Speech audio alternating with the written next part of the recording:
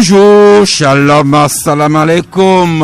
Il est 11h à Lomé ici, où vous nous suivez sur Canal FM. 11h à Neho, à Sokodé, à Niamtougou, à Bassar et à Dapaon. Toutes villes d'où vous nous écoutez par l'intermédiaire de nos médias partenaires à qui nous disons encore confraternellement merci. Nous vous saluons vous aussi, vous qui nous écoutez dans les divers pays d'Afrique, d'Europe, des Amériques, d'Asie, d'Océanie, un peu partout dans le monde. Vous êtes les bienvenus au Club de la Presse de ce jour. 10 décembre 2020, comme dirait l'autre, à la technique d'Atevi Thomas, Michel Vitogwe Tomega et Géraud Dakoucha qui s'amène. Au plateau ici, Ambroise Yao Konjo du journal The Guardian. Bonjour. Oui, ça c'est bonjour. Bonjour les confrères ici présents. Bonjour les Togolais et les Togolaises. Merci. Pour la première fois, Ambroise salue de façon très courte. Les auditeurs ont sûrement remarqué.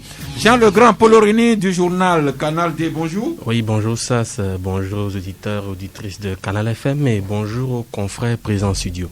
Merci, entre autres confrères, Elom Atichogbe du journal La Nouvelle Tribune qui prend place à l'instant même. Elom, bonjour. Bonjour Sass, bonjour aux auditeurs, auditrices. Et le Club La Presse qui s'ouvre chaque jour sur de nouveaux horizons, sur de nouveaux auditeurs, avec de nouveaux confrères au studio.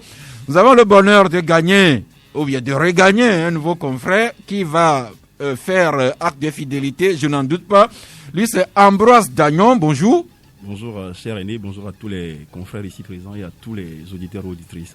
Ambroise Dagnon, dont la voix vous est familière sous divers médias et qu'à partir de ce jour, Ambroise Dagnon prend date au Club de la Presse. Bon écoutez, je pense que c'est ma maison, je suis déjà venu une fois, pour ne pas dire plusieurs fois. Et donc je ferai désormais l'honneur aux grands frères que SAS est et à tous les auditeurs d'être là. Merci Ambroise Dagnon qui parle aujourd'hui au nom de Africa Top Success, l'un de nos médias de la place. Tout à fait, Africa Top Success est un média de droit français dont je suis l'un des rédacteurs.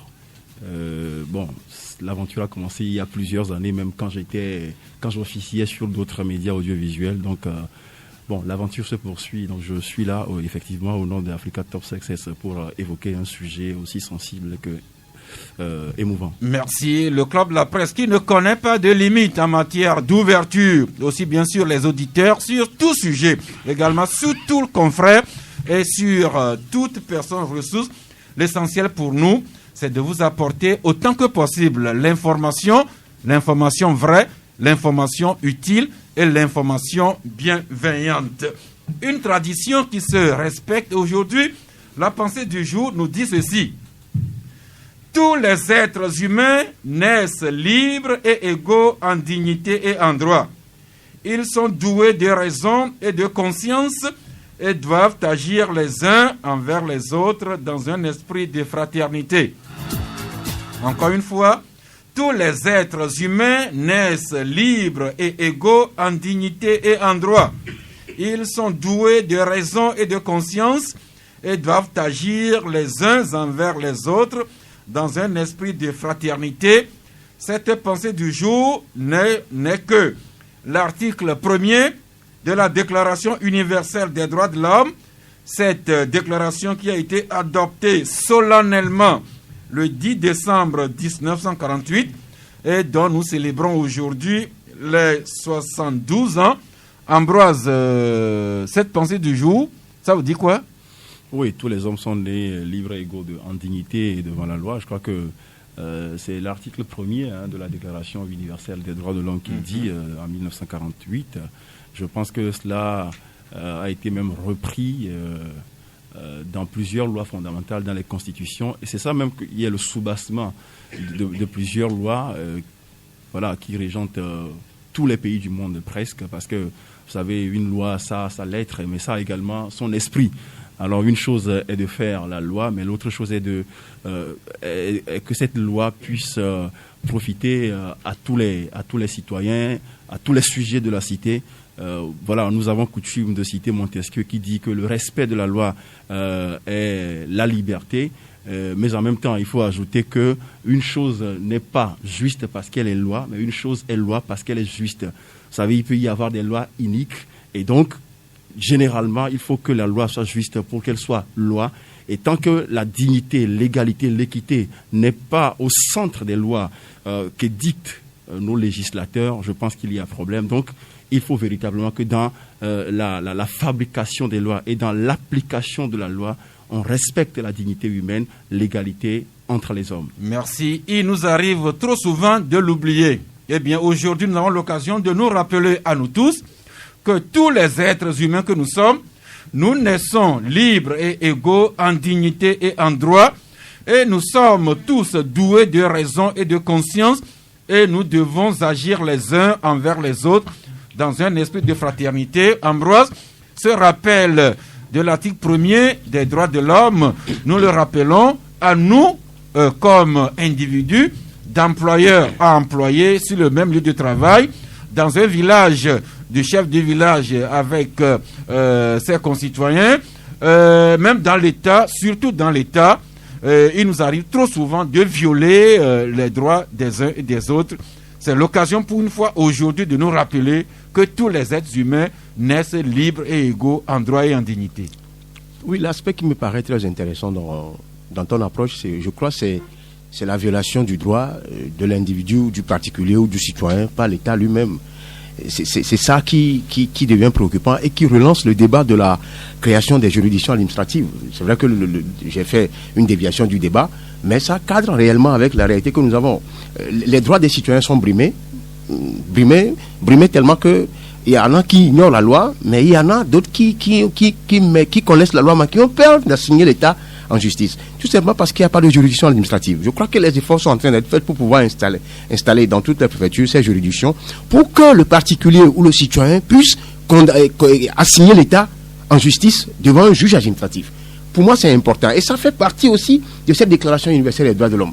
C'est des principes qui sont universels, qu'il faut à tout prix respecter pour qu'il y ait un état de droit réel dans nos pays, surtout dans mon pays, le Togo. Merci. Cela s'adresse aux États, bien sûr, mais également aux sociétés, les lieux de travail, des petites entreprises aux plus grosses, même aussi et surtout en famille, entre les parents, les enfants, entre mari et femme, même entre grands frères et petits frères, entre grandes sœurs et petites sœurs.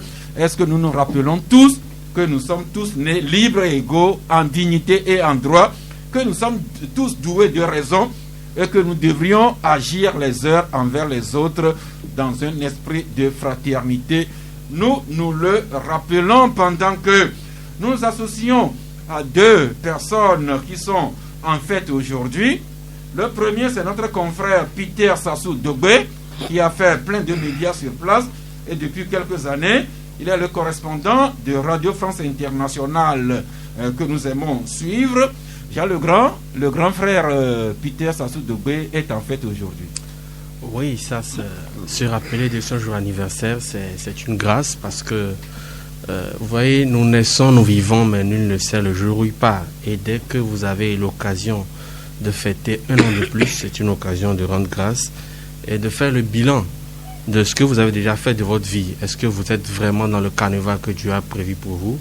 Ou est-ce qu'il y a des manquements? Et c'est l'occasion vraiment de recentrer les choses pour qu'à la fin de votre vie n'a pas été inutile, que votre vie ait vraiment compté. Et l'occasion m'a permis aujourd'hui, au nom des confrères, de souhaiter joyeux anniversaire au confrère Peter Sassou Dogbe, que beaucoup connaissent, qui n'est plus à présenter de par son travail que par son mérite. Et aujourd'hui, nous souhaitons un joyeux anniversaire et que sa vie puisse pleinement compter jusqu'au dernier jour. Eh bien, Peter RFI Lomé, comme j'aime l'appeler, joyeux anniversaire à vous.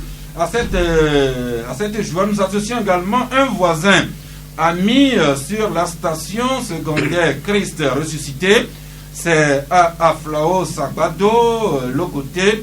Et c'est mon ami, notre cher ami Ayaogan Georges Sossou, qui célèbre son jubilé d'or aujourd'hui, 50 ans. Je ne doute pas que son épouse, leurs enfants et tous les amis seront aux côtés de Ayaogan Georges Sossou pour célébrer comme il se doit 50 ans de vie sur terre. Pendant que certains sont en fait d'autres pleurs. C'est la loi de la vie. L'occasion pour nous de rappeler douloureusement à la communauté Bé, à tout le Togo et surtout à la famille Dadji, qu'il y a 1 an, il perdait un des leurs, Émile Elom Dadji, grand serviteur de cet État. Il est parti il y a 1 an. Et voilà que nous rappelons pour la communauté Bé, dont Dadji a été un des cadres les plus valeureux à tout le Togo, qu'il a servi du mieux qu'il pouvait. Il y a 1 an, il nous a quittés. À présent, ce sont les descendants de l'ère Adjatado qui se retrouvent orphelins. Depuis hier, nous apprenons ce qui est dit diplomatiquement, la fin de règne de Sa Majesté Adja Tonevakpo Poizum, dit Ganhumeto. Il fut le 187e roi de Tado. Et l'homme a dit, voilà tous les descendants de l'ère Adjatado qui se retrouvent orphelins parce que le roi Adja Tonevakpo Poizum a tiré la révérence et la vie continue. Bon, je présente toutes mes condoléances au peuple Adja. Et je crois, moi, si j'ai appris la nouvelle hier, c'est vrai que 2020, c'est une année vraiment terrible au chapitre de mauvaises nouvelles terribles, mais on va rendre grâce à Dieu pour le souffle de vie que nous avons. On va rendre grâce à Dieu pour toutes choses, parce que c'est lui qui donne et qui reprend la vie.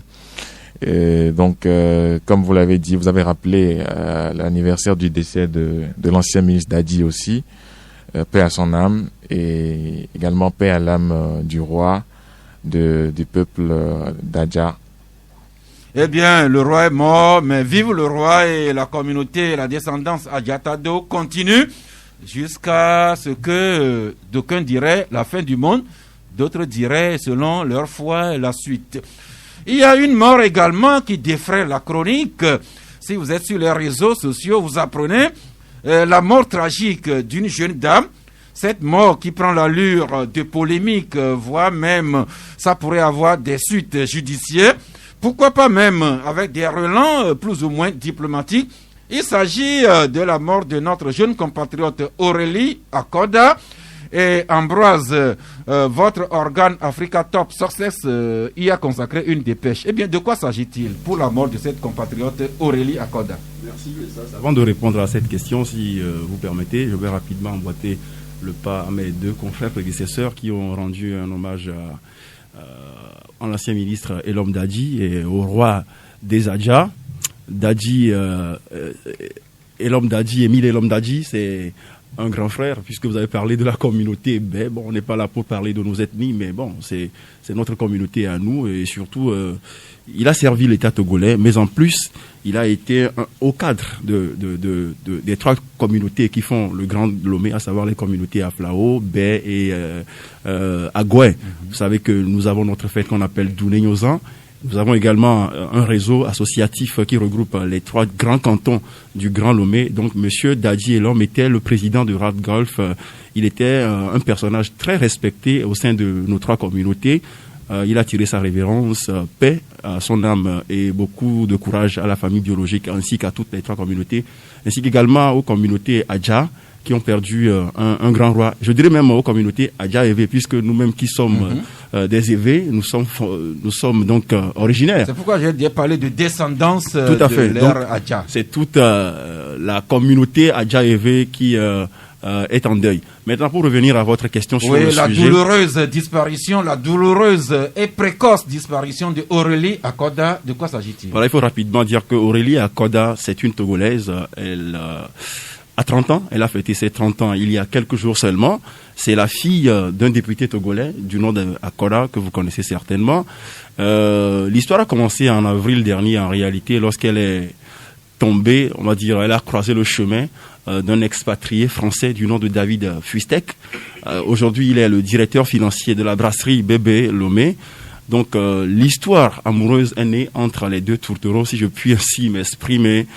Alors, malheureusement, le miel qu'elle croyait avoir trouvé s'est révélé être à la fin du fiel, parce que le monsieur s'est révélé être selon une note d'adieu que Aurélie Akoda a laissée sur sa page Facebook et qu'elle a même envoyée à une de ses amies, laquelle note est parvenue à la rédaction d'Africa Top Success. Elle y explique par exemple comment le monsieur est accro à la drogue. Elle a même qualifié de psychopathe qui s'en prend à tous les gens, en tout cas qu'il rencontre au passage. Elle a par exemple expliqué, disons raconté une anecdote où un week-end, lorsque les deux revenaient avec les deux enfants que le monsieur avait déjà avec une femme tchadienne. Je vais revenir sur cet épisode tchadien aussi tout à l'heure. Lorsqu'ils revenaient d'un week-end d'Aného, il y a un conducteur de taxi togolais, de taxi donc qui leur a croisé le chemin. Je ne sais pas, il y a eu une petite altercation entre David Fustek et le Togolais. Le monsieur, le blanc, est sorti de sa voiture. Je n'aime pas trop dire le blanc, mais monsieur Fustek est sorti de sa voiture pour le rouer de coups, devant le regard impuissant de tous les badauds qui s'étaient regroupés autour de la scène. Et quand ils sont rentrés à la maison, le monsieur, il est tellement irascible, voilà, que tout ce qui lui tombe sous la main, il le prend, il jette, il fait ceci, il fait cela. Vous savez, quand l'histoire a commencé, les deux se sont promis mariage. Mais la fille, Aurélie, paix à son âme, a fini par découvrir qu'en réalité, toutes les domestiques ou les femmes de ménage qui travaillent chez eux à la maison sont en réalité des proies sexuelles de monsieur Fustek David. Bon, toutes choses qui ont mis Aurélie Akoda en colère, parce que jalousie féminine, vous savez de quoi il s'agit. Alors, la fille, en réalité, elle vivait en France. Donc, lorsqu'elle a remarqué toutes ces choses-là de la part de son compagnon, qui éventuellement allait être son mari, elle a choisi de retourner en France pour y vivre. Elle est retournée quelques mois après, lorsque le confinement lié à la crise de la Covid-19 est né. Elle est rentrée au Togo parce qu'en Afrique, le confinement, c'est beaucoup plus souple que là-bas en Occident. Donc, elle est rentrée à Lomé. Le monsieur l'a supplié de ne pas repartir. Elle a fini par repartir parce que les écarts de comportement de Fustek David ne faisaient que s'amplifier. Elle est retournée à Paris. Mais sur insistance du monsieur, parce que les deux se sont promis mariage, elle a fini par revenir au Togo, laissant en France emploi, logement et tout ce qui va avec. Mais le monsieur, il n'entend pas raison. Il ne changeait pas. En réalité, c'est le mot qu'elle a utilisé. C'est un psychopathe, en réalité. Un psychopathe en costume. Et finalement, elle a décidé d'aller passer des vacances à Accra, dernièrement. Donc, elle est allée louer un hôtel où elle vivait tranquillement pour se changer un peu les idées, pour se vider l'esprit. Mais là, la communication continuait entre elle et David Fustek. Malheureusement, je ne sais pas ce qui s'est passé entre eux au téléphone pour qu'elle en soit arrivée à prendre cette décision. Mais ce qui est certain, c'est qu'il y a eu une histoire de grossesse. Lorsqu'elle est allée à Accra, elle a remarqué que ses menstruations ne venaient pas. Ce qui veut dire que il y a quelque chose qui clochait. Donc, elle a fait le test de grossesse qui s'est révélé être positif. Et quand elle a informé David Fustek, le monsieur n'en voulait pas. Et il l'a même menacé, selon encore une fois la lettre d'adieu qu'elle a laissée avant de partir. Il y a même des messages vocaux qui nous sont parvenus. Il y a même des messages vocaux qui nous sont parvenus de la jeune dame en question et également de la domestique qui a témoigné. Donc c'est ce qui est arrivé. Le monsieur ne voulait pas de la grossesse. La dame dit, moi je vais garder la grossesse. Je ne peux pas supprimer une vie parce que dans notre coutume, dans notre culture en tant qu'Africain, bon, on ne conçoit pas ça aussi simplement que ça. Donc elle refuse d'avorter. Alors, je ne sais pas ce que le monsieur lui a dit au téléphone. Et puis bon, finalement, il y a une amie à Lomé à qui elle a téléphoné. Les deux étaient en communication. Et elle lui disait, en réalité, la scène de son suicide s'est passée en direct, comme si on était dans un film hollywoodien. C'est-à-dire que l'amie a pris un taxi-moto ou un Zémidian pour aller avertir les parents de Aurélie Akoda, le temps qu'elle arrive chez les parents de son ami, le pire a été déjà commis. Donc, à l'heure où nous sommes, la famille a demandé une autopsie. Le corps a été même rapatrié hier sur Lomé avec le corbillard de la police ghanéenne. Donc, c'est une affaire qui, en tout cas, va connaître beaucoup de rebondissements. Alors, de son vivant, avec tout ce qu'elle vivait avec son compagnon, est-ce que Aurélie avait pris un peu à témoin un ami, un membre de la famille? C'est une question assez pertinente que tu poses, ça, parce qu'effectivement, lorsque l'histoire a commencé, vous savez, en Afrique, c'est vrai, un homme et une femme ou un garçon et une fille peuvent se rencontrer dans la rue et se promettre beaucoup de choses, mais cela n'est formel que lorsque les deux ou le garçon fait le pas d'aller rendre visite à ce qu'on appelle le premier pas chez nous, d'aller rendre visite aux parents de la fille, chose que David Fustek n'a jamais faite, mais les parents, parce que informés par leur fille, ont décidé d'aller eux-mêmes vers le petit français. Le petit français avec qui ils ont eu des discussions, mais il n'a jamais voulu entendre raison.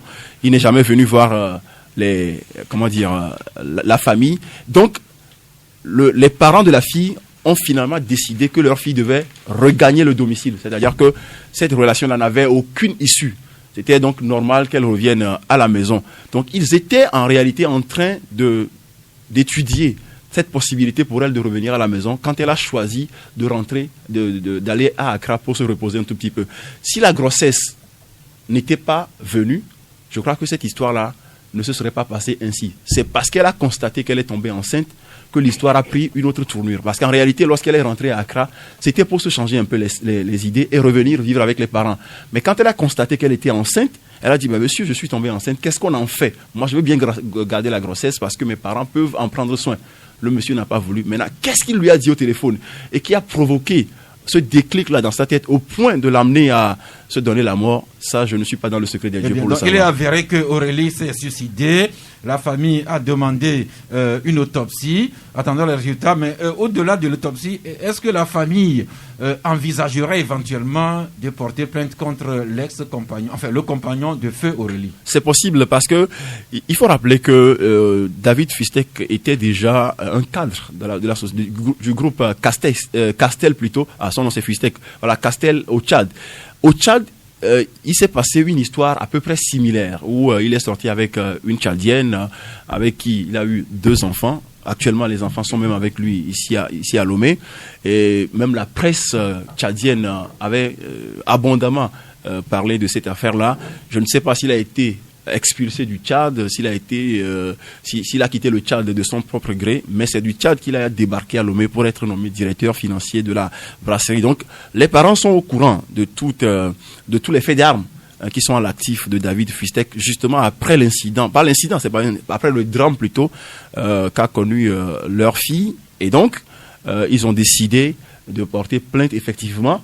Il y a l'autopsie qui a été demandée, mais comme je l'ai dit, c'est une affaire qui va connaître beaucoup de rebondissements. Il va y avoir des poursuites judiciaires. Bon, maintenant, est-ce que... Bon, le reste, je ne saurais dire quoi que ce soit. Dans vos recoupements, est-ce que vous avez tenté d'approcher le sieur Fustek, ne serait-ce que pour avoir son avis sur les enquêtes que vous menez? C'est également une question intéressante parce que moi je parle ici en tant qu'Ambroise Dagnon, mais j'appartiens à un organe qui a eu une direction.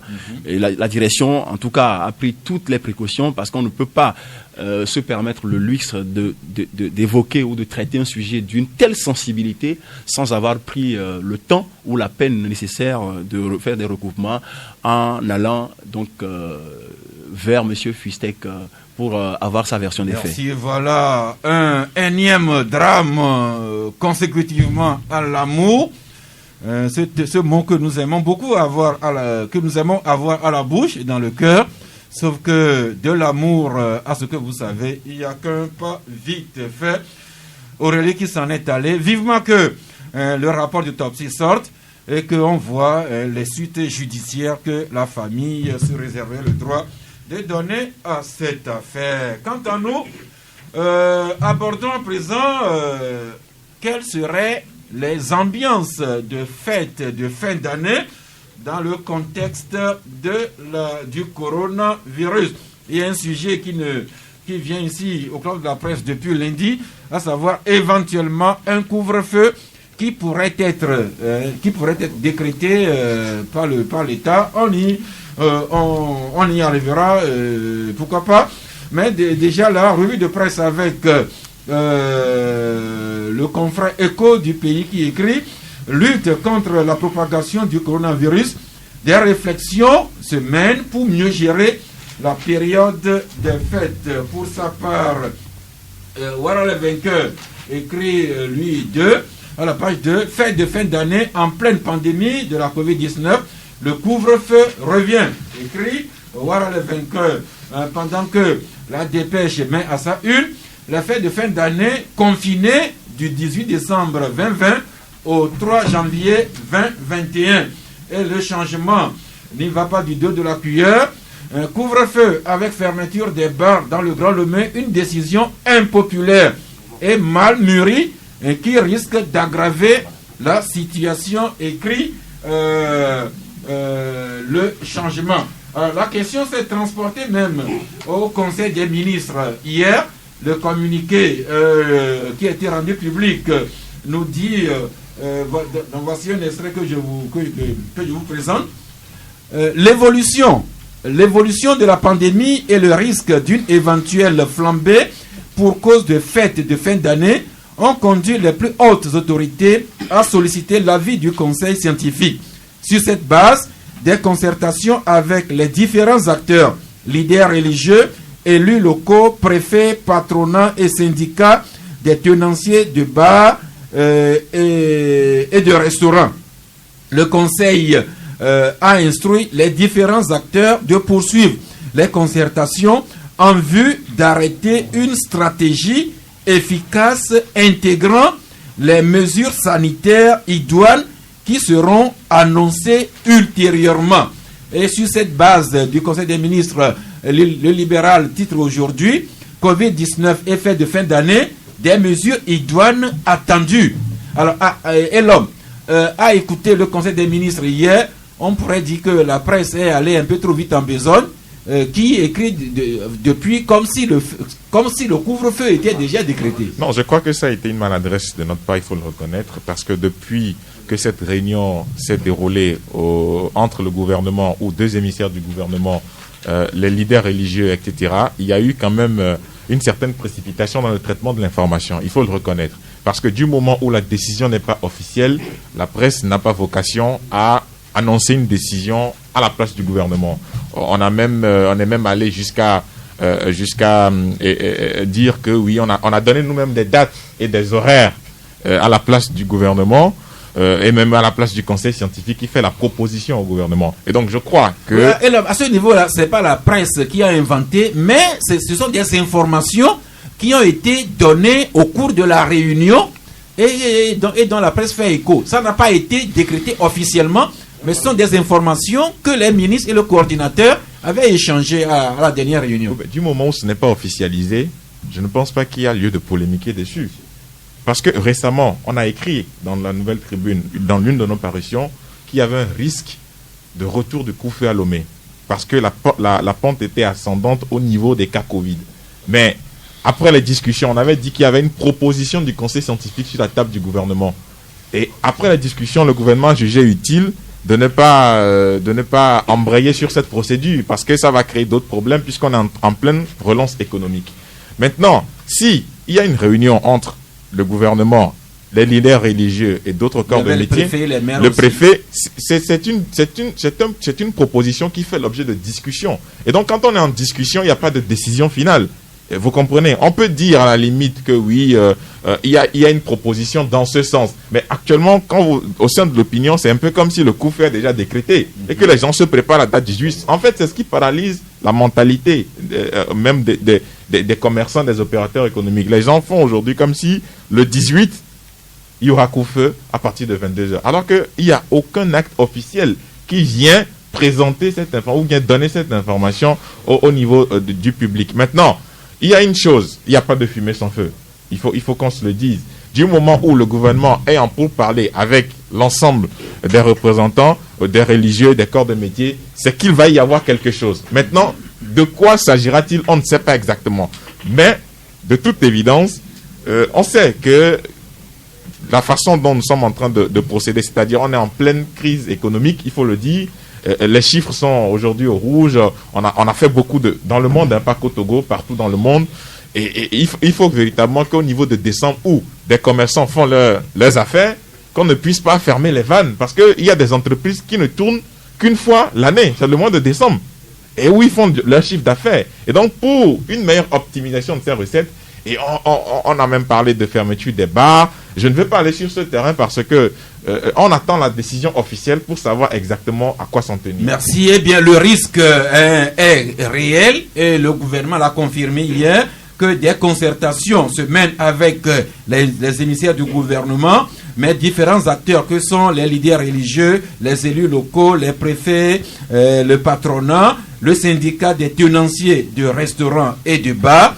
Et le communiqué dit que le Conseil a instruit ces différents acteurs de poursuivre les concertations en vue d'arrêter une stratégie efficace intégrant aussi bien les mesures sanitaires idoines qui seront annoncées ultérieurement. Donc, laissons les autres, les acteurs à continuer de se concerter. On verra bien la décision la plus idoine que le gouvernement sortirait. Jean Legrand? Oui, bien entendu, ça, c'est la question que tout le monde se pose. Vous savez, actuellement, le gouvernement ne tire aucun avantage ou aucun bénéfice à volontairement instaurer un coup-feu pour la fin d'année. Nous sommes dans une crise sanitaire doublée d'une crise économique. C'est là le véritable enjeu. Et il y a une équation qui se pose actuellement pour le gouvernement. Faut-il sauver des vies ou faut-il permettre aux gens de rattraper le chiffre d'affaires qu'ils ont perdu depuis un bon temps? Vous savez que les fêtes de fin d'année sont un moment pour beaucoup, surtout les bars et beaucoup d'entreprises, de faire beaucoup de chiffre d'affaires.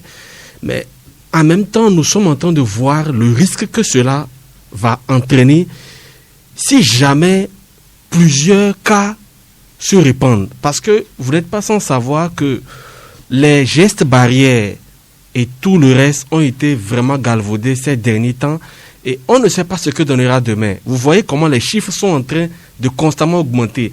Et vous imaginez, après les fêtes de fin d'année, un nombre record de cas avec le nombre de, les centres de santé pas totalement équipés que nous avons. Je ne sais pas vraiment actuellement comment le gouvernement pourra faire face à ça. Faut-il axer la politique sur la sensibilisation? Est-ce que tous les acteurs prenants du secteur prendront la mesure de la chose, mettront les mesures en place pour qu'on n'ait pas une explosion de cas? C'est aussi une équation que le gouvernement est en train de chercher à résoudre. Une équation à plusieurs variantes. D'un côté, il y a le risque d'une éventuelle flambée pour cause de fêtes de fin d'année. De l'autre, il y a l'économie, les emplois à préserver, et également les offices religieux à ne pas, à ne pas empêcher, sans oublier également toute l'ambiance de fête. Un ensemble d'équations et d'inéquations que le gouvernement se devra de nous éclairer concrètement sur la décision qui sera prise. Ambroise? Ambroise Ponjo. Oui. Je pense qu'il y a un certain amateurisme qui se lie dans la gestion de cette affaire de Covid. Il ne faut pas avoir peur des mots. Moi, quand j'ai appris cela, je me suis dit que c'est un ballon d'essai. On veut tester la population pour savoir s'ils vont accepter. Je l'avais déjà écrit, je l'avais déjà depuis septembre, que cette histoire de fin d'année-là, si gare aux autorités qui voudront empêcher les gens de fêter. Vous savez, il n'y a pas... Non, je n'intimide personne. Il n'y a pas d'hécatombe dans ce pays. Hein. C'est l'Italie, la France, le Brésil, où il y a même aux États-Unis. Les gens tombent comme des mouches. Est-ce que... On ne me dira pas que vous voulez que les gens tombent comme des mouches d'avant de prendre des mesures? Depuis 2 mois, 3 mois, les gens sont dans les bars. Les gens ne tombent pas comme des mouches. Mais il faut savoir gérer les choses de façon efficiente et de façon réfléchie. Je le dis parce que Point n'a pas besoin d'aller à un coup-feu. Parce que les gens sont à terre économiquement. Si les gens sont à terre et que nous avons un gouvernement responsable, je crois que de façon participative et de façon un peu stratégique, on peut doubler la sensibilisation et demander aux gens de respecter les mesures barrières et continuer dans le sens. Beaucoup de Togolais, désormais, fêtent chez lui à la maison. Il y en a, certes, qui sont dans les bars, mais les gens sont toujours dans les bars jusqu'au jour d'aujourd'hui. Qu'est-ce qui a pu se passer entre-temps pour que tout d'un coup, on puisse lancer ce ballon d'essai pour jauger la population pour savoir si jamais on prend cette décision, ça va les intéresser. Ça va encore créer des altercations entre militaires, entre policiers, entre gendarmes et les populations. Parce que les gens, ces militaires et autres là, n'hésiteront pas à rentrer dans les maisons, comme quoi ils entendent des bruits, les gens jouent de la musique. Il faut faire extrêmement attention. Parce que les gens sont déjà contre le gouvernement par rapport à plusieurs choses. Les manifestations, les trucs. Et certains disent même que le gouvernement utilise le Covid pour asséner des coups politiques. Il ne faut pas que le gouvernement aille sur ce terrain pour donner raison à ces gens-là. Aujourd'hui, il faut éviter le coup-feu à tout prix et sensibiliser les gens à doubler de vigilance. Couvre-feu, le conseil, le communiqué dit que les concertations continuent afin d'arrêter une stratégie efficace intégrant les mesures sanitaires idoines qui seront annoncées ultérieurement. On verra bien ce qu'il en sera, mais déjà Ambroise Dagnon, le journal L'Échiquier déjà nous annonce, nous écrit qu'il y a des événements de fin d'année qui passeront nécessairement à la trappe au Togo dans la pandémie de la Covid-19. Effectivement. Bon, est-ce que les événements vont passer à la trappe si ils n'y sont déjà passés? Parce qu'il y a par exemple la foire internationale de Lomé, qui est organisée au CETEF, Togo 2000 là-bas, qui s'est passé, semble-t-il, virtuellement cette année. Il y a eu la foire à Djafi, qui s'est passée virtuellement. Il y a la foire... est annulée carrément. La journée nationale de reconnaissance à Dieu, justement, la qui va se dit, passer de façon virtuelle. Il y a la foire du livre qui s'est passée virtuellement. Il y a les échanges Africa, ces rendez-vous économiques entre l'Afrique et l'Europe, qui a été annulé également. Donc il y a plusieurs événements qui sont passés déjà à la trappe.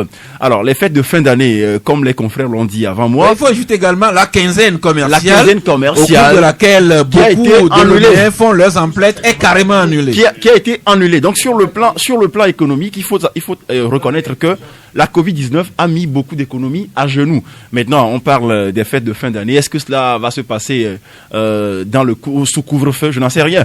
Mais le confrère et l'homme le disait tout à l'heure, les confrères journalistes sont allés trop vite en besogne en disant de façon formelle et établie que le gouvernement a pris un décret pour le gouvernement a décrété un couvre-feu.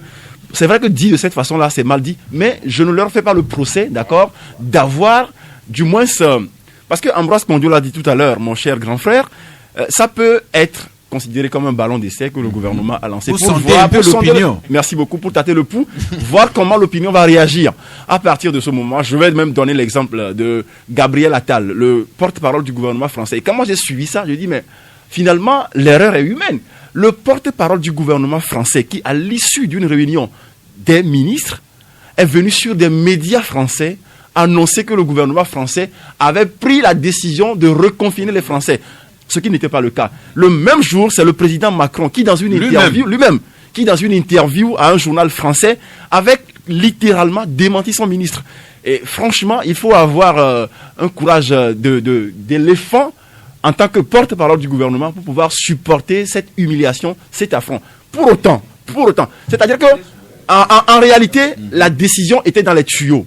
C'était dans l'air, on allait prendre la décision, sauf que ce n'était pas encore acté. Oui. Donc, dans notre pays, il se peut que la décision soit effectivement en projet ou en étude, mais que les journalistes n'ont pas attendu que la décision soit prise de façon officielle avant de l'annoncer. Quoi qu'il en soit, il n'y a pas de fumée sans feu, c'est vrai, mais à quelque chose, malheur est bon. Aujourd'hui, ils ont peut-être de façon professionnelle fait le travail pas très correctement, mais je ne leur fais pas le procès en tout cas, parce que je ne suis pas à l'arbitre des élégances ni des bonnes mœurs, mais ils ont quand même essayé de dire quelque chose qui a suscité la réaction de l'opinion et cela pourrait éventuellement orienter, sinon réorienter la décision du gouvernement. Parce que finalement, on a comme l'impression que la crise du coronavirus est un prétexte, d'accord, en or pour beaucoup de gouvernants, que ce soit en Afrique ou ailleurs, de maintenir un peu le peuple dans le musulman. Dans le musulman, c'est que d'avoir un peu plus d'hégémonie ou de contrôle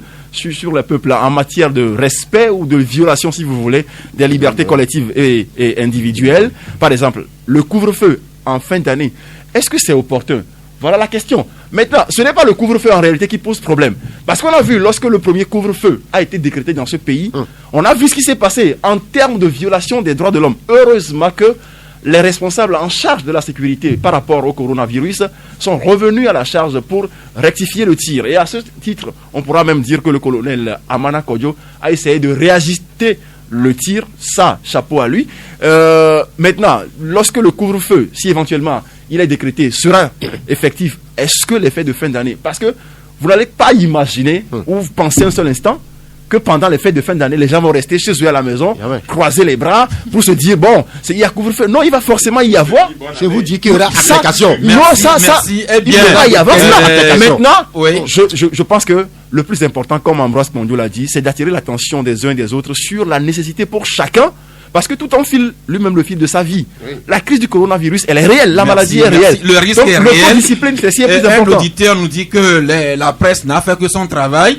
Et c'est ce travail qui a permis au gouvernement de recommencer à réajuster le tir avec cette formule diplomatique qu'ils ont employée au Conseil des ministres hier. Eh bien, attendons de voir quelle décision sera prise au finish. Mais il y a risque quand même de pandémie.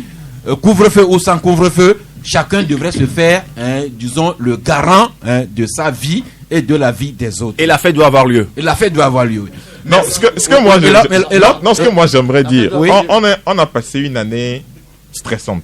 C'est-à-dire une année, franchement, c'est une année. La peur au ventre. C'était un cauchemar. C'est-à-dire, j'utilise déjà l'imparfait parce que les fêtes de fin d'année devraient permettre à ce que les gens se donnent un bol d'air, un petit bol d'air. Maintenant, c'est vrai que nous ne sommes pas des spécialistes de la santé. Nous ne sommes pas membres du conseil scientifique. Il n'y a pas de médecin ou un médecin sur ce plateau. Mais nous faisons des analyses sur la base des éléments que nous avons. On sait que quand il y a épidémie ou pandémie, il y a deux options. Soit vous décrétez un confinement, soit vous allez à un couvre-feu. C'est ce que les scientifiques conseillent. Maintenant, au Togo, on a fait l'expérience du couvre-feu dans un passé récent et on a vu ce que ça a donné aussi comme résultat. Et aujourd'hui, si avec les fêtes de fin d'année, le 25 décembre et le 1er janvier, avec les réveillons de Noël et de Nouvel An, avec tout ce que ça occasionne, il y a des gens qui ne vont à l'église qu'une fois dans l'année. Une seule fois. Une seule fois. Soit c'est le 24 décembre, soit c'est le 31 janvier. C'est eux qui choisissent. Je ne dis pas que je le fais, mais je connais des gens qui ne vont à l'église qu'une seule fois. Peut-être que vous parlez de vous-même. Non, pas de moi quand même. Donc, si c'est cela, donc il y a des membres du gouvernement même qui vont au muni chrétien et même au réveillon de Nouvel An. Et donc, il faille trouver des solutions. Je ne pense pas que le couvre-feu soit conseillé à ce stade. Merci. Continuons maintenant avec l'économie. Juste rappeler que au Conseil des ministres hier, le gouvernement parlait des mesures d'ordre économique dont la société holding d'État Togo Invest Corporation qui devra être repensée, réajustée dans le schéma dans le cadre de la mise en œuvre de la feuille de route Togo 2020-2025. Il y a également ce projet de loi sur l'aménagement du littoral qui a été également étudié par le gouvernement. Cela nous amène à cette importante action que mène aujourd'hui l'autorité de réglementation, l'autorité de régulation des marchés publics, l'ARMP, qui lance la vulgarisation du code d'éthique et de déontologie. Aujourd'hui, c'est dans le cadre de la journée internationale de la lutte contre la corruption, dont le jour d'incidence était hier. Dans le cadre de cette action, le directeur général de l'ARMP accorde une interview aux confrères Écho du pays. Donc voici un extrait. Les marchés publics étant un sous-secteur de la gestion des finances publiques, son assainissement par le respect des normes éthiques ne peut que rejaillir positivement sur l'économie. Dans ce sens, si tout marche bien, ce dont nous ne doutons pas, nous pourrions avoir un émissaire, une personne ressource de l'ARMP pour parler demain dans le club de la presse du code d'éthique et de déontologie que l'ARMP lance aujourd'hui même. Nous continuons donc dans l'économie avec ce que le libéral nous écrit en éditorial. L'exécution de contrats, un indicateur touché à suffisance par les réformes au Togo. L'article parle de la transparence et de la neutralité dans le traitement des dossiers, tout comme l'opérationnalisation de la Chambre des petites créances et le tribunal de commerce à l'ère numérique. Tout cela nous amène, Elon Atichogbe, à votre article quand vous parlez du livre blanc que l'association des grandes entreprises du Togo va lancer incessamment.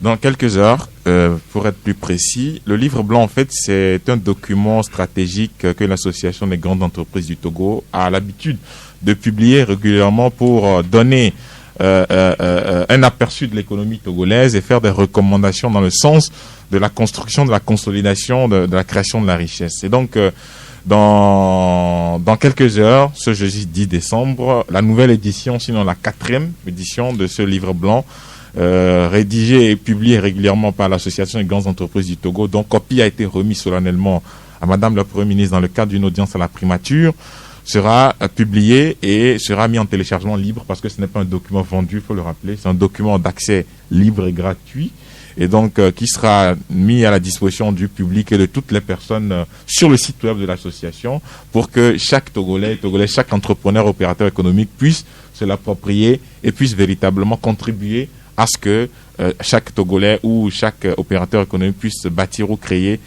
davantage de richesses pour un essor économique. Et vous écrivez que ce livre blanc est un travail d'experts qui a associé plus de 60 chefs de grandes entreprises du Togo qui ont été assistés par un consultant indépendant sur l'économie togolaise.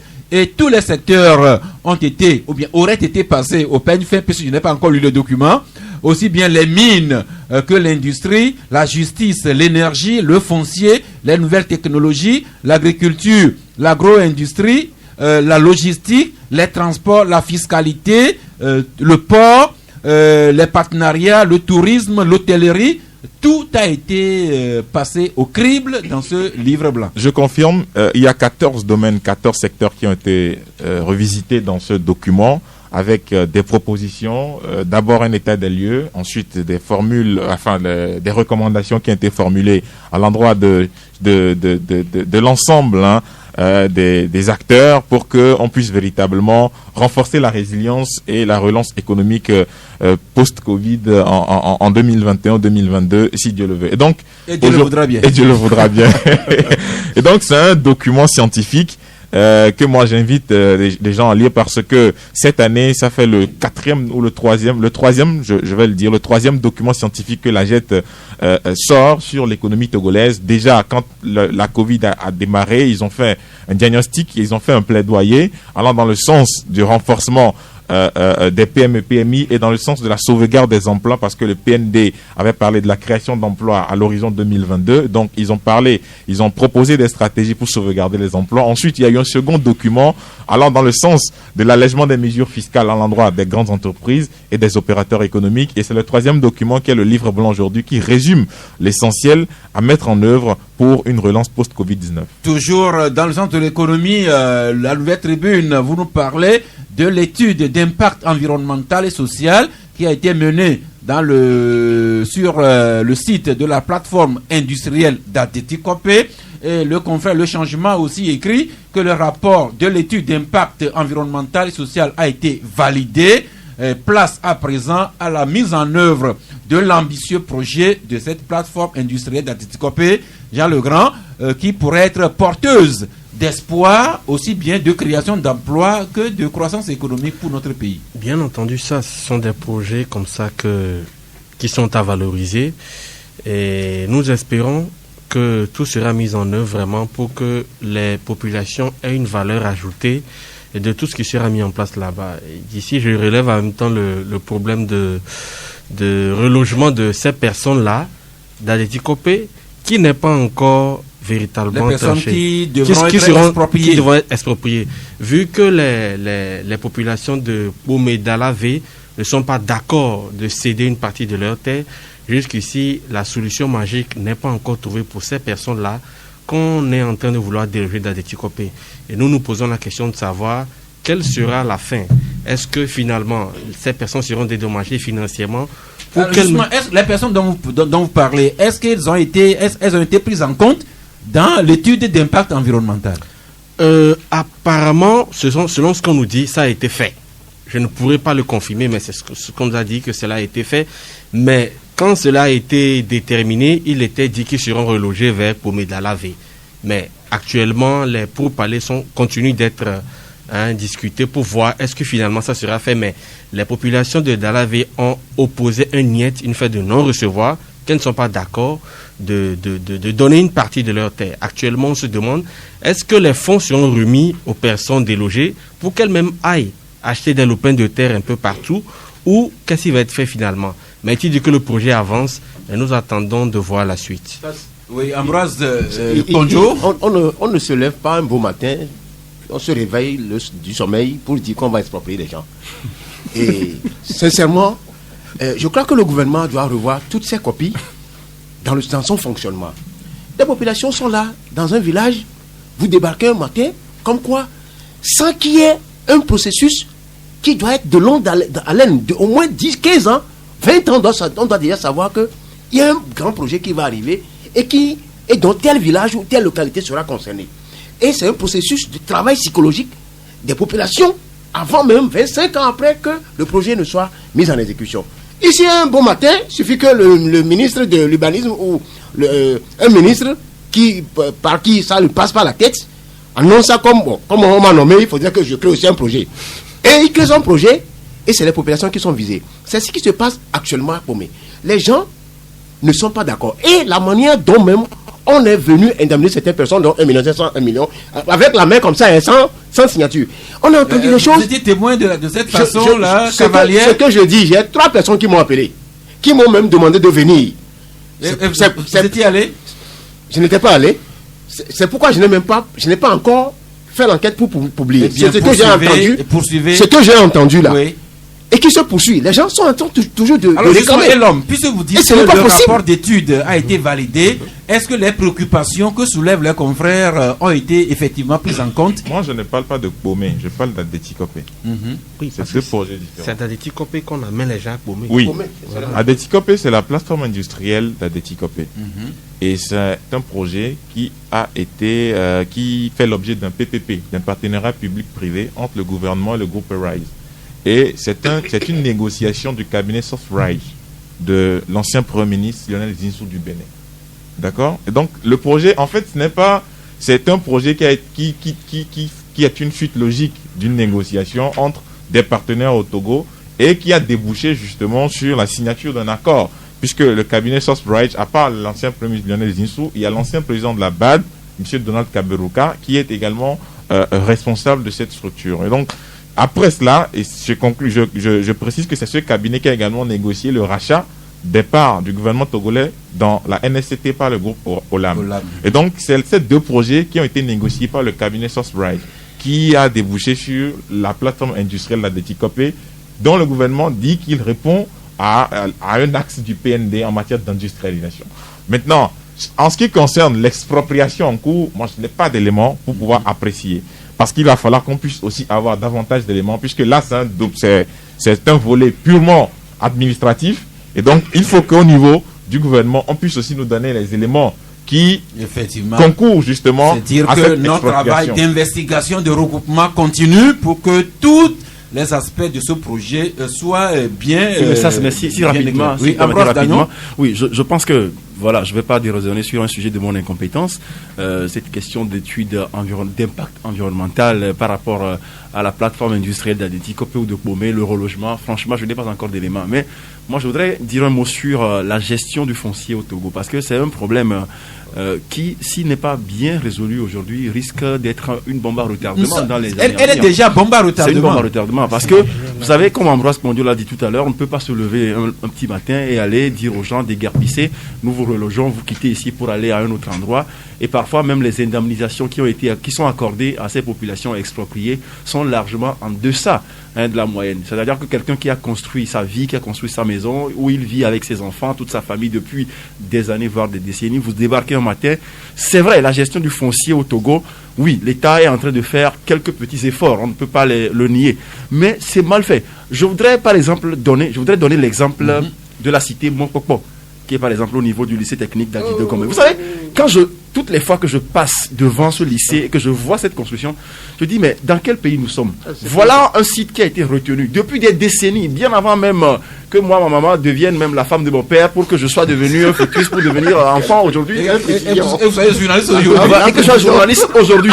C'est-à-dire que ce lycée-là, c'est un lycée qui nous a vu grandir, où on se dit, bon, justement, Ambroise Pondio a fréquenté là-bas. Le lycée a été créé, si je ne m'abuse, en 1975. Oui. Ma mère n'était même pas encore mariée. Ma mère s'est mariée à mon papa. Ma mère s'est mariée à mon papa en 1999. Merci pour l'histoire. Voilà, 80, voilà. Donc, En 75, ça fait 45 ans que le seul lycée existe. Je pense que ceux qui, les gouverneurs qui étaient là à l'époque, en 75, et qui avaient octroyé une certaine vision. Ils avaient une certaine vision. C'est comme par exemple, vous regardez aujourd'hui l'université de Lomé. Vous dites, pourquoi autant de parcelles? Mais c'est après des années, bien des années après, que vous vous apercevez qu'en réalité, les gens qui étaient là à l'époque avaient une vision très lointaine. C'est-à-dire que le lycée, oui, toute cette parcelle-là ne pouvait pas contenir toutes les salles, mais le Togo ne se limite pas. En 1980, on était 2 millions d'habitants. Aujourd'hui, on est à près de 8 millions d'habitants. Ça veut dire qu'on ne peut pas se lever un matin comme ça, couper une partie du lycée technique qui est un point essentiel de la formation professionnelle du Togo pour en faire un lieu d'habitation, un logement. Ça, c'est pas normal. Donc, la gestion du foncier et même le code foncier au Togo, ça pose problème. Il y a un nouveau code foncier il y a un nouveau code foncier récemment, qui a été adopté récemment, mais qui comporte des germes de conflit. En tout cas, ce n'est pas le moment, parce que l'occasion ne nous permet pas de le dire, mais... Merci. Le débat continue, et comme le foncier constitue l'un des points sur lesquels le Togo veut réformer pour booster réellement le climat des affaires, le travail doit continuer dans ce sens. Il nous reste juste 2 minutes. Le temps de vous donner la revue de presse sur l'actualité, sur le sujet politique de l'heure. C'est les suites de l'arrestation suivie d'inculpation et d'incarcération de Gérard Djossou et Adjamago Johnson. Aujourd'hui, sur le sujet, le confrère La Dépêche écrit « Répression croissante des opposants togolais, qu'en pensent nos partenaires ?» Donc, La Dépêche qui interpelle les États comme États-Unis d'Amérique, Allemagne, Union européenne, France et Nations Unies. Que pensent nos partenaires de cette situation? Le changement, lui, écrit que pour la libération du peuple togolais de la dictature, Monseigneur Kodjoro demande 3 jours de jeûne et de prière. Pour sa part, Ouara le vainqueur revient sur la conférence de presse qu'a animée dernièrement Abbas Kaboua. Et avec cet article, Abbas Kaboua fustige ses collègues de l'opposition et demande plutôt à la justice de faire son travail. Vraiment, et pour clore la politique, le confrère L'Échiquier revient sur le dernier conseil national tenu par les FDR avec ce titre « Lutte pour l'alternance politique au Togo ». Maître Apevon propose un débat national et la dissolution de l'actuelle Assemblée nationale. Avec l'indulgence de la technique, vous avez chacun 1 minute sur l'actualité politique. Ambroise Konjo, 1 minute s'il vous plaît. Oui, par rapport au sujet politique de l'incarcération de Dama Djamago, qui a des enfants. Et de Gérard Djossou. Gérard Djossou, Dama Djamago surtout qui a des enfants, qui est une dame qu'on embrigade, la seule d'ailleurs qui combat ce régime de front. Non, vous n'allez pas réduire la lutte à Djamagos. Non, je parle d'une femme. Seule quand même. Les femmes, elles sont combien à être au front? C'est la seule, il y en a beaucoup. Peut-être dire que c'est la seule qui a été candidate à l'élection présidentielle. Et c'est la seule qui est pratiquement, il y en a. Mais je me dis, c'est vrai qu'il y a Isabelle Magam, à mon avis, tout ça là. Mais je me dis aujourd'hui que le Togo n'a pas besoin de ça. Et ça, ce qui est important, c'est le silence du peuple. Moi, j'ai jamais vu ça. C'est vrai que vous avez beau lutter par le passé depuis les années 90, ça n'a pas donné des choses. Mais on embrigade des gens, vous avez vous taisez comme ça. Jean Legrand, 1 minute sur le sujet oui, politique. ça, vous savez, La Dépêche a posé une question fondamentale. Il dit, que disent nos partenaires? Vous savez, Gérard Djossou a été arrêté alors qu'il venait de quitter une réunion avec le groupe, le G5. Et jusqu'ici, c'est un silence radio. Vous savez, la DMK, les amis Monseigneur Podjoro, est depuis un temps l'ombre d'elle-même. Parce que, à Guillaume, de l'autre côté, il n'y avait que Brigitte Adjamagbo qui reprenait un peu le flambeau. Mais du jour au lendemain, la manière dont les choses ont été faites, moi j'ai dit sur le fond, sur la forme déjà, il y a un véritable problème. La manière dont ces 2 personnes ont été arrêtées, il y a un véritable problème. Mais sur le fond, nous n'avons pas encore les éléments d'appréciation pour juger si le fait, le pourquoi ils sont actuellement inculpés, accusés, est-ce que c'est avéré? Nous n'en savons rien. Mais est-il dit que tout le monde se pose des questions? Le pouvoir de Fogna Singbe est à l'heure plus que jamais serein. Et c'est un peu étonnant que c'est par ces pareils moments qu'on dit qu'il y a une atteinte à la sécurité de l'État. 1 minute, Elon Matichogwe. Non, comme l'a dit Jean, c'est vrai qu'on n'a pas tous les éléments d'appréciation du dossier. Mais aujourd'hui, pour la paix, la stabilité et pour par rapport au renforcement de la démocratie, je crois que cette arrestation, on devrait peut-être revoir les choses autrement. On n'a pas besoin à ce stade de jeter encore de l'huile sur le feu, à moins que on nous mette à disposition des éléments probants de cette affaire. Parce qu'à ce stade, comme le procureur l'a dit dans son communiqué, il parle d'éléments probants, etc. Nous, on ne les a pas. On considère que c'est le secret de l'instruction. Et à moins qu'on ait ces éléments-là, justement, ou à moins qu'on mette ces éléments à disposition pour qu'on juge de la qualité et puis de la véracité, de la gravité des faits, je pense quand même que à ce stade, il y a quand même lieu pour l'apaisement. Merci. Ambroise Dagnon. Moi, je suis quand même curieux d'apprendre que Mme Adjamagbo pouvait faire un coup d'État ou déstabiliser un pays. Je tombe des nues. À l'heure où on fait la promotion du leadership féminin et qu'on met en prison une femme, Adjamagbo Johnson, je trouve ça contradictoire. Et Pévon Dodji et les FDR ont demandé en tout cas leur libération. Et je fais le shifting pour parler de Maître Pévon et de son parti, le FDR, qui ont tenu leur conseil national la fois dernière, où il dit qu'il faut désormais qu'il y ait un débat entre l'opposition et le pouvoir, un débat national.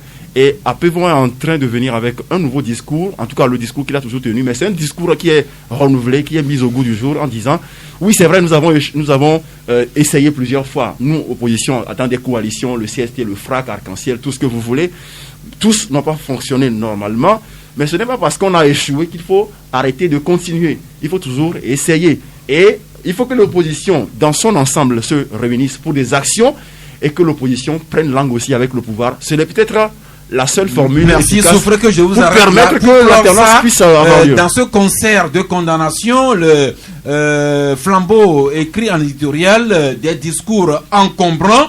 L'article dit que les discours deviennent redondants et parfois même encombrants, pendant que lentement mais sûrement, les espaces de liberté gagnés au bout de haute lutte dans les années 90 s'effacent. On va devoir suspendre là le temps que nous soufflions un peu et nous ouvrons sur vous pour vos réactions sur l'un ou l'autre sujet débattu aujourd'hui.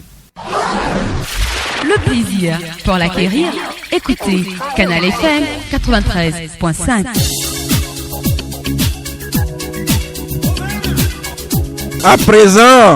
À présent, la parole est à vous et nous recevons le premier auditeur aujourd'hui. Bonjour. Oui, bonjour Canal FM. Pour une fois que nous avons une voix de femme. Bonjour madame. Oui, je veux intervenir au sujet du coup-feu éventuellement, s'il y en aura. Moi, je pense que ce sera une très bonne chose parce que, quel qu'en soit les cas, au bout de temps qu'on est en train de faire des sensibilisations, mais ça ne passe pas. Ça ne passe pas. Soyons vraiment conscients, on n'a pas vraiment des hôpitaux, on n'a pas du matériel pour se prendre en charge. Au moment de la Pâques, pas fêté. Excusez-moi, je suis aussi chrétienne, mais il n'y a pas eu écroulement sur la terre. Mais si on nous demande aujourd'hui de venir à l'église le 24 et le 31 avant minuit, je ne pense pas que ce serait un gouffre. Et en plus, je pense que l'année passée, ça a été vraiment... Tout le monde a crié que ce serait 28 heures. On a passé le temps à l'église, on a prié de minuit jusqu'à quelle heure, je ne sais pas. Dieu, il est souverain. Il est souverain, il fait ce qu'il veut à tout moment.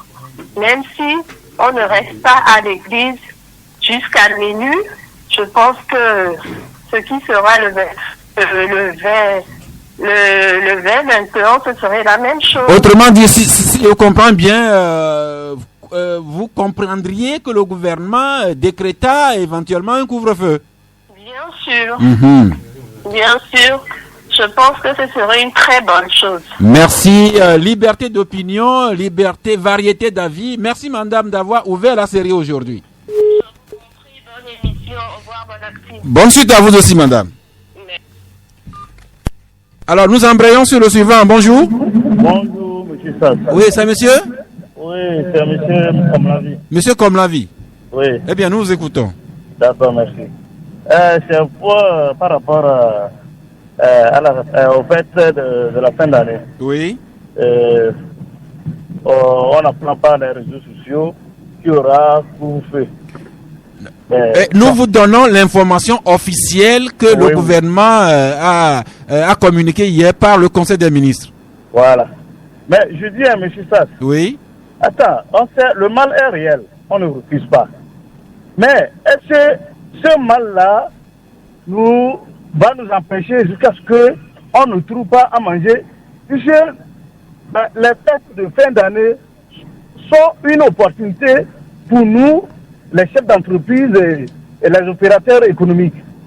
Tout le long de ce Covid, on n'a rien fait comme le CA. Et à ce moment de fin d'année, on veut nous faire savoir aussi qu'on aura de 18 au quoi là. Non. Cher ami auditeur, au Conseil des ministres hier, on apprend que les concertations continuent et aucune décision n'est encore prise. Voilà. Maintenant, il faut que le gouvernement réfléchisse bien à ce qu'il va nous proposer à la fin d'année. Et puis, c'est une année je ne sais même pas quoi. On n'a pas eu le temps de savourer cette année. Merci. Le gouvernement saura prendre en considération vos préoccupations comme tous ceux qui pensent ici et là. Et le suivant auditeur aujourd'hui, bonjour.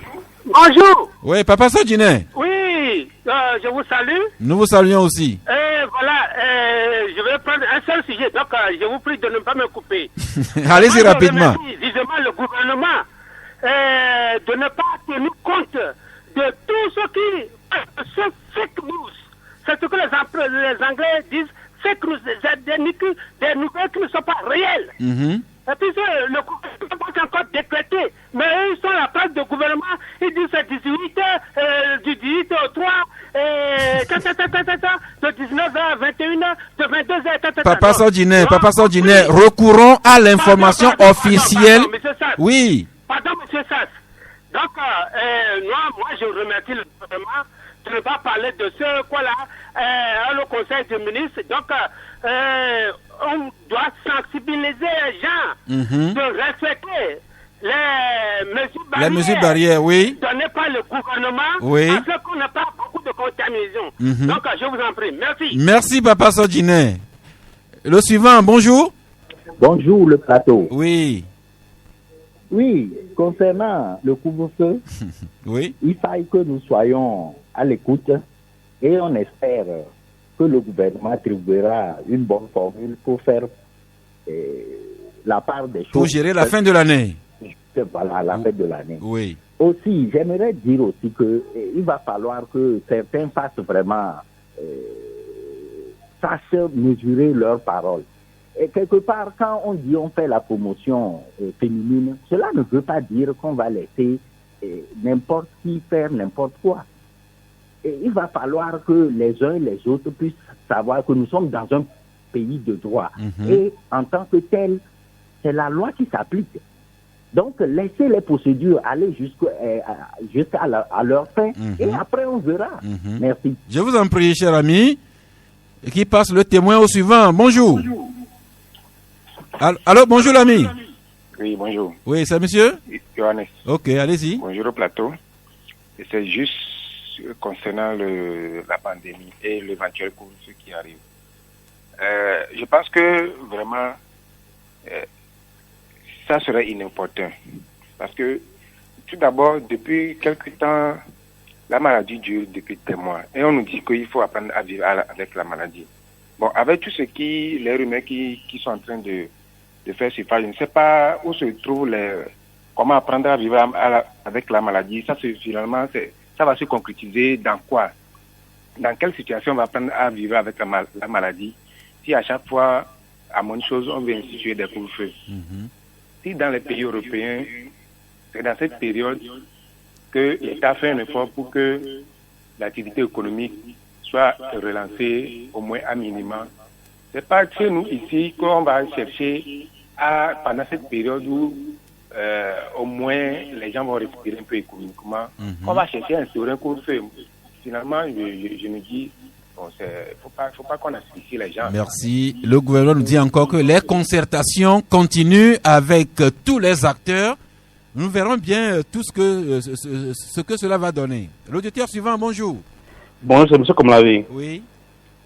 Je salue le plateau. Diminuez un peu le volume de votre poste récepteur, s'il vous plaît. Oui, je salue le plateau. Oui.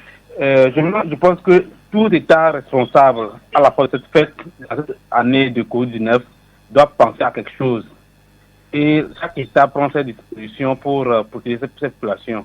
Moi, je voudrais saluer les démarches de nos gouvernants qui n'ont pas pris une décision à leur niveau, mais ils ont associé tous les secteurs pour réfléchir ensemble comment gérer cette situation à cette fin d'année pour qu'on ne soit pas dans la fête et après aussi qu'il y ait des maladies.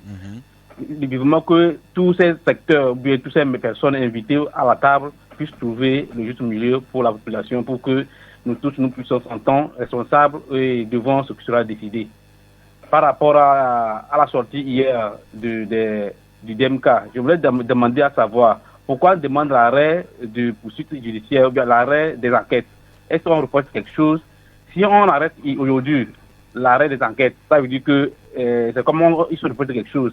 Je pense qu'il faut rester aller au fond des enquêtes et qu'on dise que ceux qu'on a arrêtés sont exempts, et on les libère, sont coupables et la justice va faire son travail. Que la vérité prévale à la fin.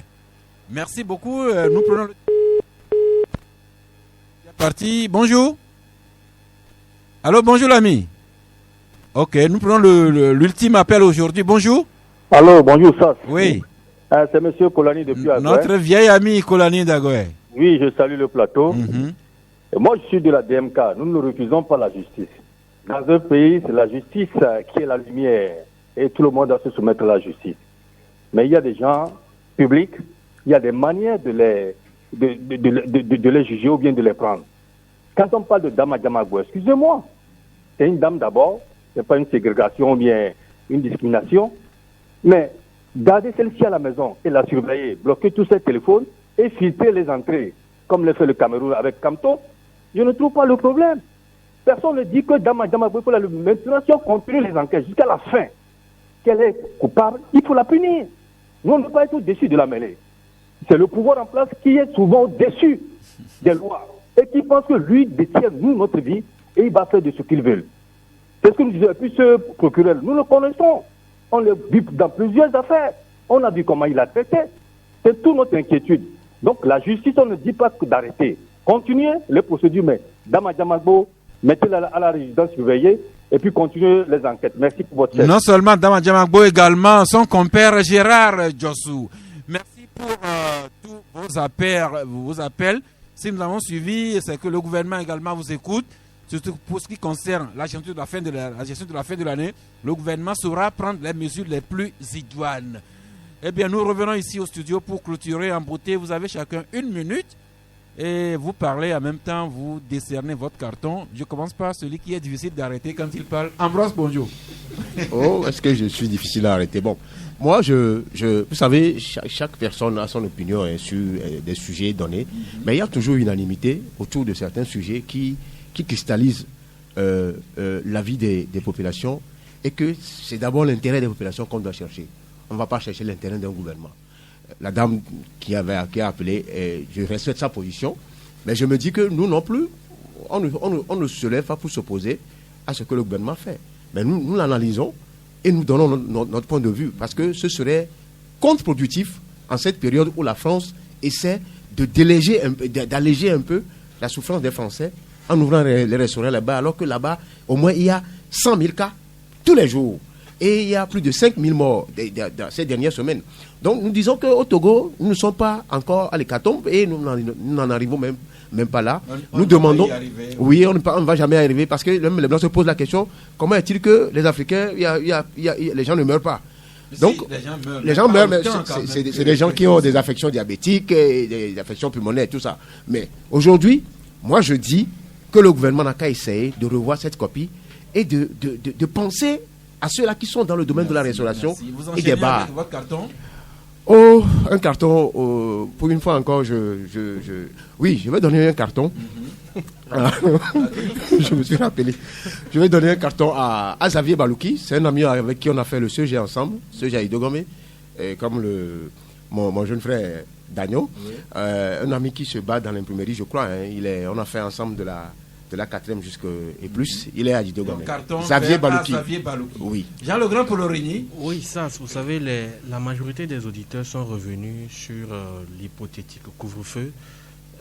Ça me rappelle ironiquement en 2017, lorsque les opérateurs économiques avaient demandé à la C14 d'arrêter les manifestations juste pour qu'ils puissent faire un peu du chiffre d'affaires. En fin d'année. Je ne sais pas si vous vous rappelez. Et les gens avaient dit niet, qu'on continue ou rien. C'était en 2012. Non, c'était en 2017 avec le PNP. Ah d'accord, oui. Pas le CST. Avec la C14. Avec la C14. Et les gens avaient dit niet. Et l'histoire se répète aujourd'hui, mais aujourd'hui, c'est le pouvoir qui a la force entre les mains. Et je veux que le pouvoir prenne la bonne mesure afin que le juste milieu soit trouvé. Ils ont dit les mesures les plus idoines. Les plus idoines et que nous puissions fêter, mais également que nous ne tombions pas malades après la fête. Au côté politique, je vais juste revenir sur la pensée du jour. Tous les êtres humains sont égaux devant la loi. Que lorsque nous avons un grain d'autorité, un grain de pouvoir, nous ne nous mettions pas au-dessus de la loi. Parce que la loi est au-dessus de tout être humain et nous sommes censés tous la respecter. Si nous la violons aujourd'hui, sachant que la route tourne et un jour, nous serons victimes de ce que nous avons fait aujourd'hui. Je n'ai pas de carton. Merci de passer. Non, je crois que mes prédécesseurs ont dit l'essentiel. Chaque être humain libre de donner sa position. C'est cela la démocratie.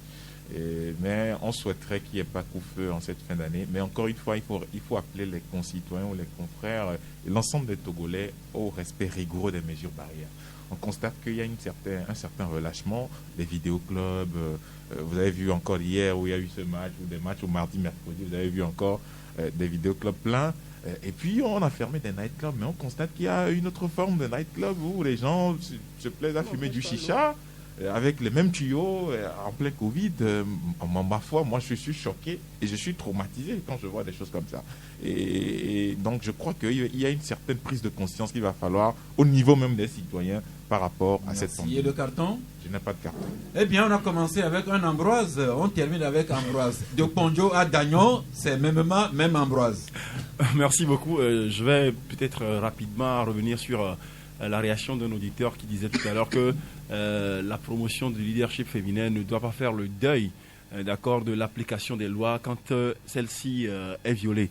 Je n'ai jamais dit que c'est parce que Mme Adjamagbo est une femme que la loi ne doit pas être appliquée. Mais je suis encore une fois étonné de constater que pendant qu'on fait la promotion des femmes, qu'on nomme Premier ministre, qu'on fait élire présidente de l'Assemblée nationale, qu'on nomme à des postes stratégiques, à des hautes fonctions de l'État, on puisse sur la base des supputations simplement incarcérée, si vous voulez, ou alors mettre sous mandat de dépôt une femme qui plus est une femme battante, une universitaire par-dessus le marché, sur la base simplement d'un document qu'on peine à nous sortir, parce que on a connu des affaires dans ce pays où très rapidement, de façon de façon accélérée, vous voyez, on a montré des preuves, même si celles-ci, encore une fois, sont toujours dans la mémoire comme des pièces comme des documents montés de toutes pièces, je n'en sais rien. Mais on ne peut pas mettre Mme Adjamagbo, qui est une femme, d'accord, en prison ou alors la garder pendant des jours, voire des semaines, simplement parce qu'on la soupçonne de vouloir faire un coup d'État ou déstabiliser le pays. Qu'on nous montre la preuve qu'elle veut vraiment. Oui, merci. Il faut nous montrer la preuve. Terminer par le carton. Le carton, pour la première fois que je reviens à Canal FM, je pense quand même qu'il serait plus simple pour moi de ne pas donner de carton aujourd'hui, de le réserver pour la fois prochaine. Merci. Tous les êtres humains naissent libres et égaux en dignité et en droit. Ils sont doués de raison et de conscience et doivent agir les uns envers les autres dans un esprit de fraternité. Bon appétit. On se retrouve demain pour boucler cette semaine en beauté. Si Dieu le veut, Dieu le voudra bien. Mais encore une fois, respectons les gestes barrières, chérissons la vie, glorifions Dieu et aimons-nous les uns les autres comme il se doit.